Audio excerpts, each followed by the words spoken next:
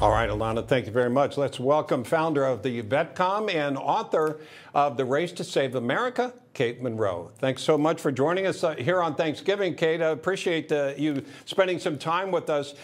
Give me your thoughts about these threats. I mean, obviously nobody wants to condone these, but what are your thoughts about this?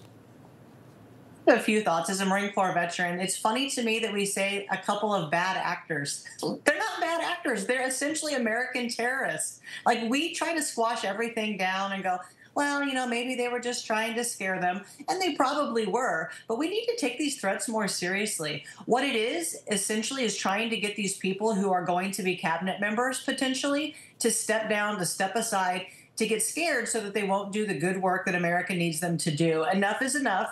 I would suggest let's let the FBI shake all this out, and all these people do what I do every day. Keep your blinders on, go forward, and do the good work that America needs. Well, again, we don't know who's behind this, and I, like you, think that this should be taken seriously, and they need to hold people accountable with some serious penalties when we reach that point. Let's shift the focus right now to what's going on with the Mexican president. What's your thought here? Because it seems like they're not exactly on the same page. Now, what strikes me is Mr. Trump, the future president, could be putting her in a corner to say, okay, these are the things you need to agree to, and she's trying to push back now. How do you read this dynamic?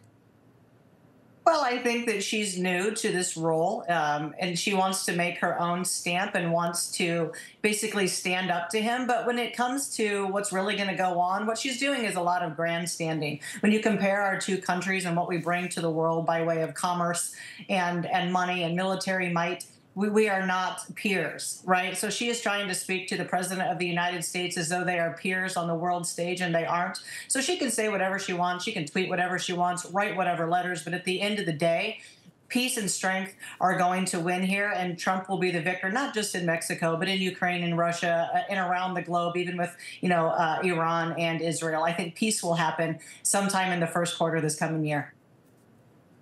And let's talk about the tariffs. You know, a lot of people were scared of seeing tariffs that might be imposed on countries who then put them on in return, and you have a trade war.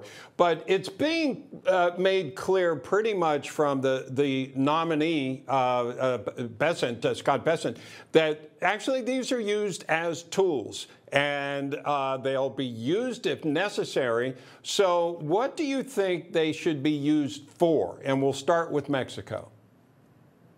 Well, I think that they are kind of used the same way, no matter if we're using them in Mexico, anywhere around the world. It's, if you do this, then this will happen. So it's basically it's our big stick that we wave as the United States, because we are such huge consumers of goods here.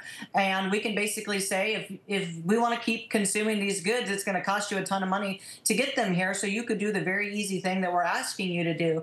That's one thing. The other thing is, in our country, I hope that we bring a lot of our own production back here, especially when it comes to oil and gas and many other goods that we've been getting from these other countries. We need to spin up production here. So I think it could be good for all the companies here in America. And I do think that these tariffs will work, because whether the rest of the countries like it or not, they count on American consumption, and we will continue to consume, and we get to choose from which country we do the consumption. Yeah, Kate, I think you're right. One of the things that gets lost in the discussion is, ideally, you use tariffs to create, at least partially, an incentive to build and manufacture here in the U.S., but that can take a little bit of time.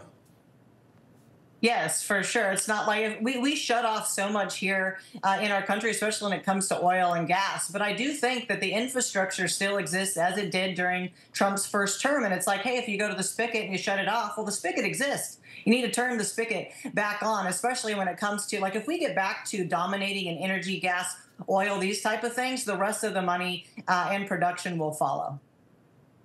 All right, Kate Monroe, thank you so much. Have a great Thanksgiving. You as well.